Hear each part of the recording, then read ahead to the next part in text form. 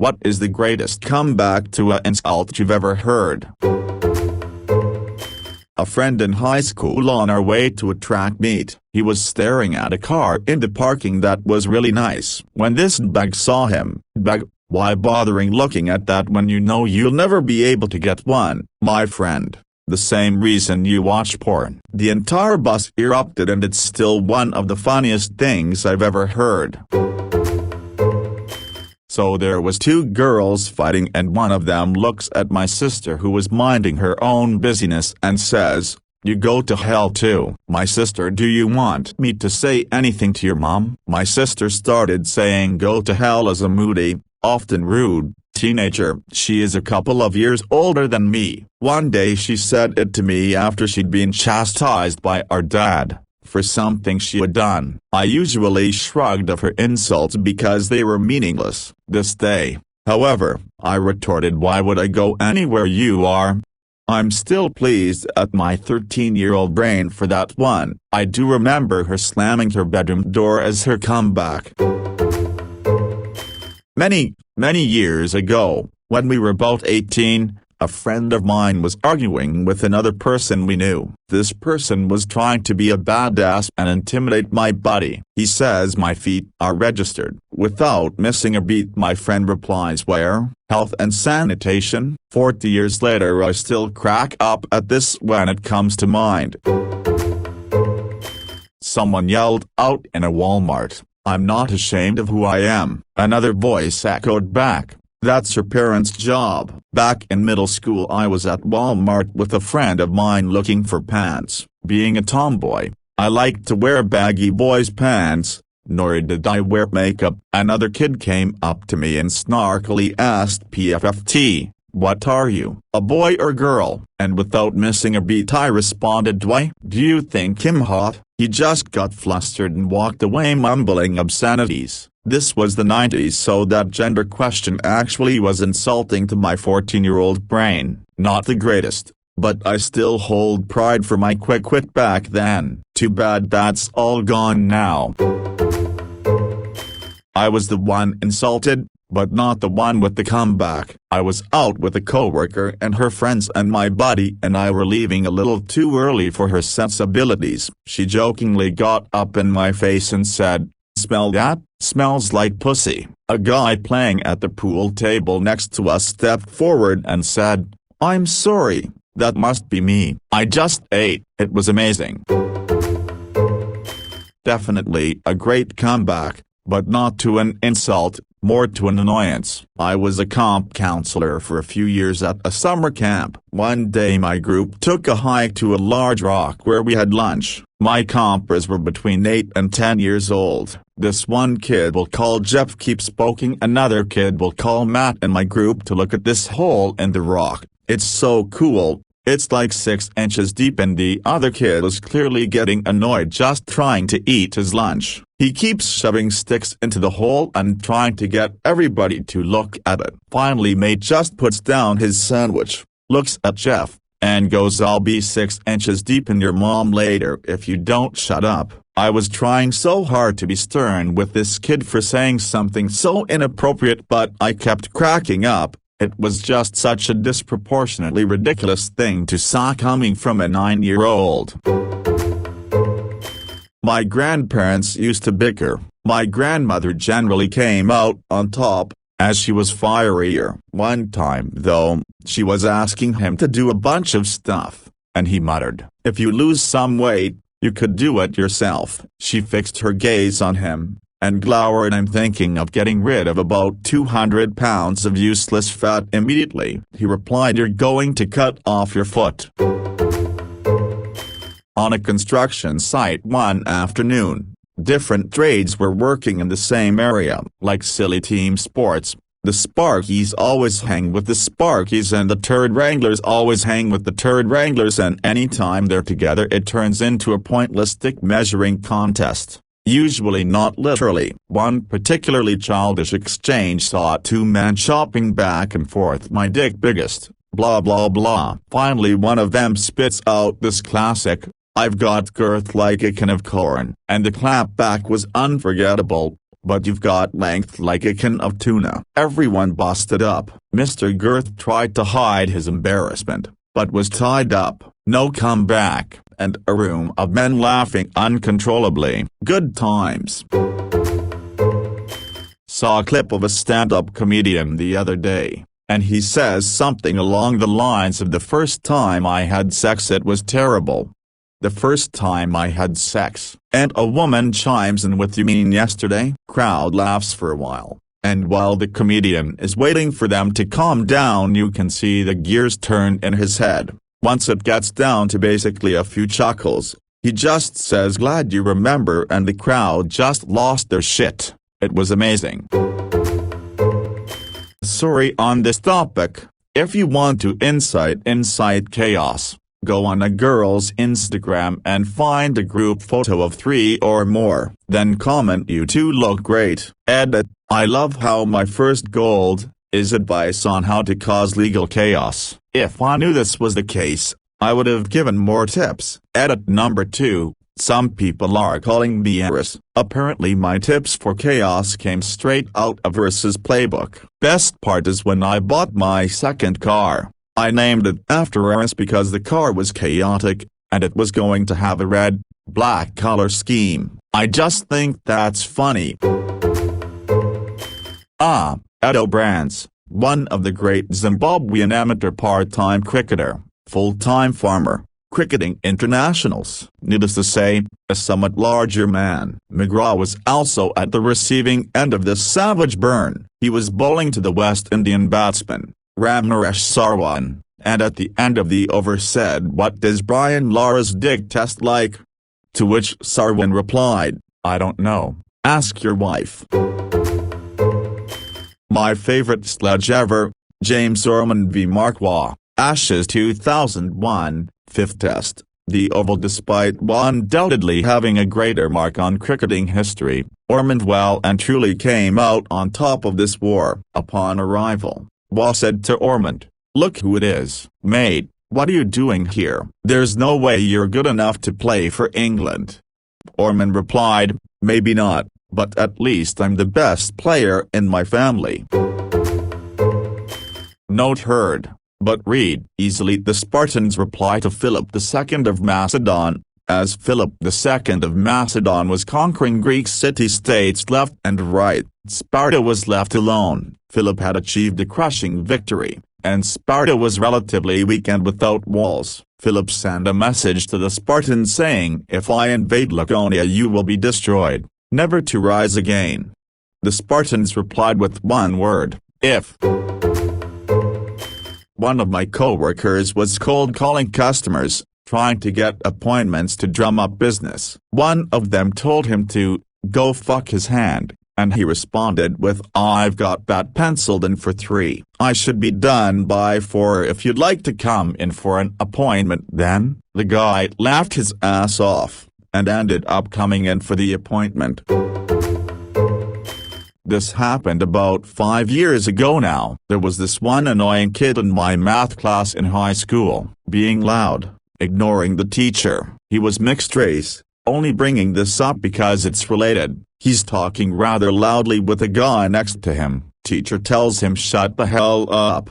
Kid makes a point that he's half black and being mean to him is racist. Some stupid shit like that. Teacher looks him dead in the eyes and says, "I was talking to your white half." Stupid. Hands down my favorite teacher. I have a bunch, but one of the more memorable ones was back in 8th grade. For context, I didn't make the basketball team 7th grade, but I made the team in 8th grade. This kid that was on the team the previous year but didn't make it currently was really upset and telling me how bad I am and blah blah blah. I told him that if he is better than me then why didn't he make the team? And he replied with, "It's just cause of my grades bro." So I replied with, "Oh, so you're just fucking stupid then?" He gave up cause it was either accept that he was bad or accept he was an idiot. So had a friend growing up who had an adopted brother a year or so younger. They would always talk shit and fight a bit here and there, and one time my friend says to his brother that he was adopted and can go fuck off. He knew he was adopted, and without missing a beat he shot back at my friend, "Yeah, well, clearly you weren't enough for mom and dad. That's why they bought me." Yes, he used the word bought.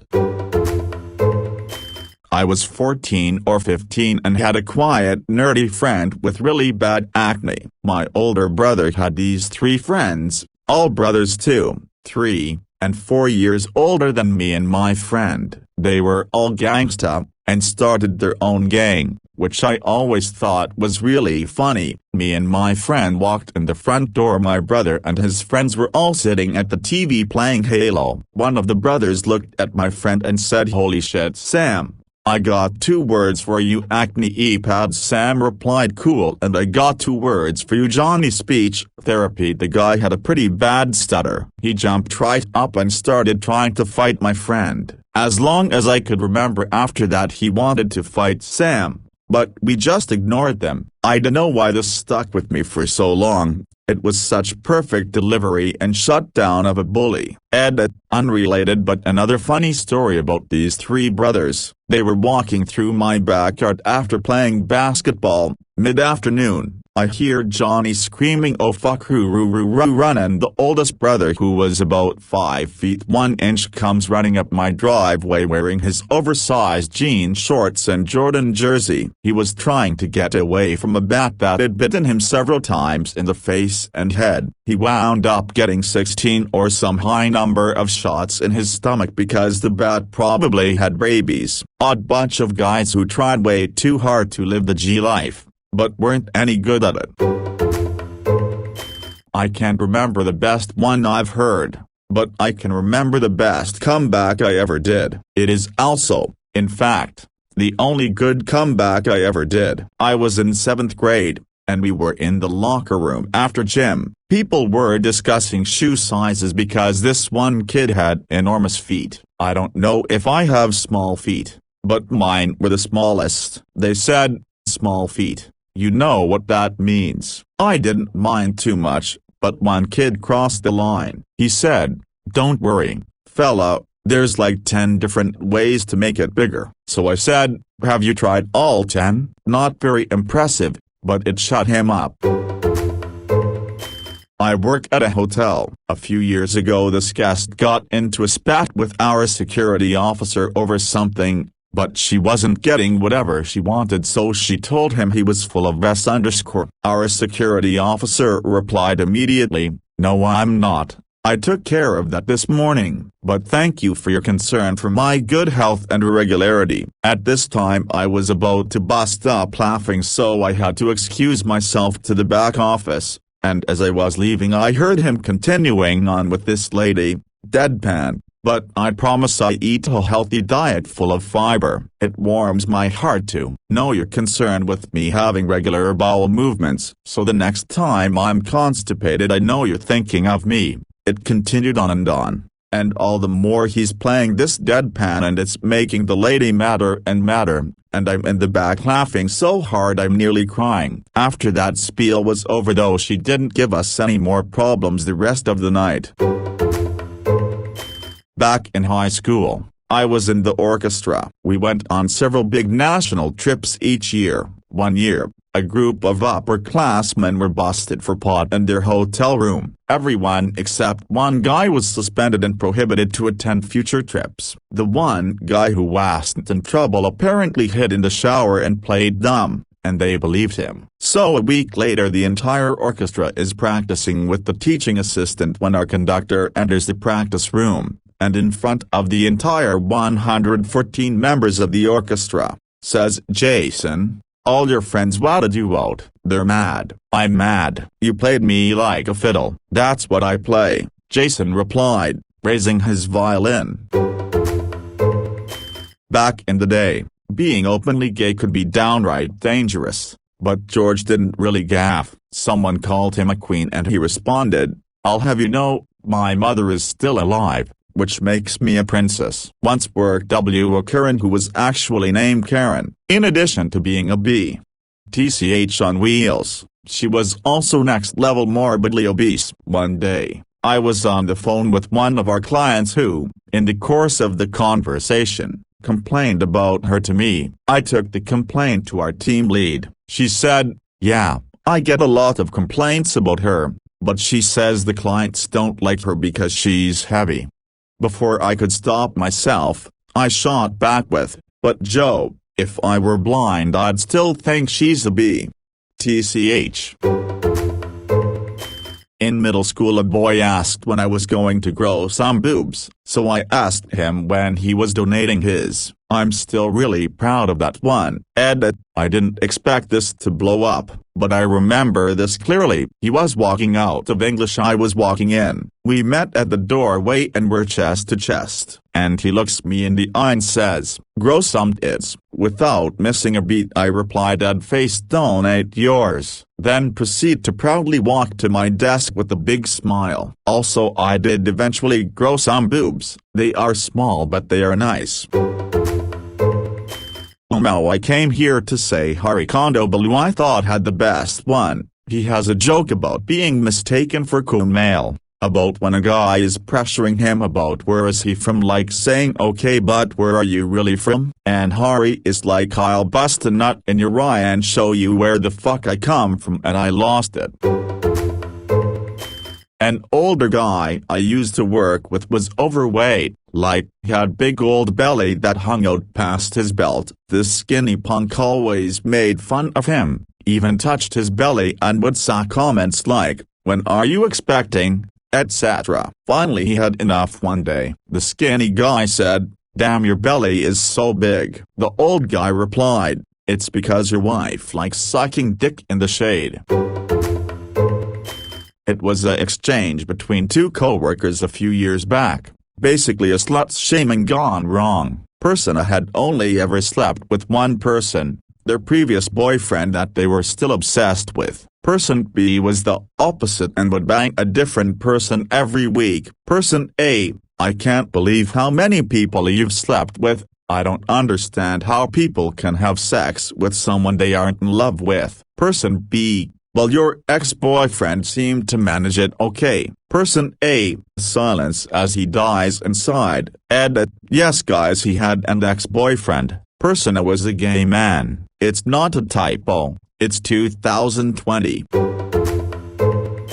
Working construction remodeling apartments and we were all done for the day. Hanging out in the parking lot chatting. Guy walks up, who we could tell he had Down syndrome, and asks, "What are we up to?" The smartass of the crew said about 6 feet 1 inch, and guy with Down syndrome said he didn't know they stacked shit that high. Best insult I remember to this day.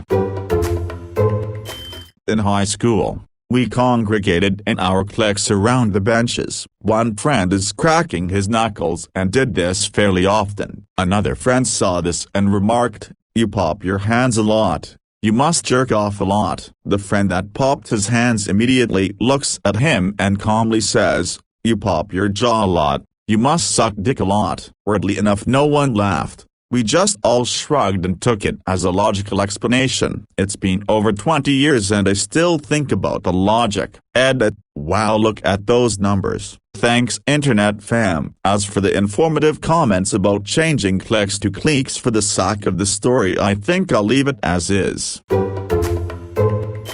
Is it cheating to use one of my own? I work in construction and a lot of the guys are exactly what you would expect from construction workers. There was one particularly loud one on this job. He would always go on about drinking and how much he drinks and the ensuing consequences. He went so far as to say he's never sold a car. He wrecks them, usually while drunk driving. I just recently purchased a house and another guy was asking me about it. The loud guy heard this and said, "What the fuck? I'm a journeyman and all I can afford is a basement suite in Langford, which is far away and considered sub-optional. You're just an apprentice. How can you afford a house?" And I just said, "I don't have any drinking stories." I knew a girl in high school who was adopted. She was pretty chill and open about it for the most part. One day in math class, Another student cracked a joke about her being adopted, and without a moment's hesitation she shot back, "Well, at least my parents wanted me." It was the best comeback I've ever heard.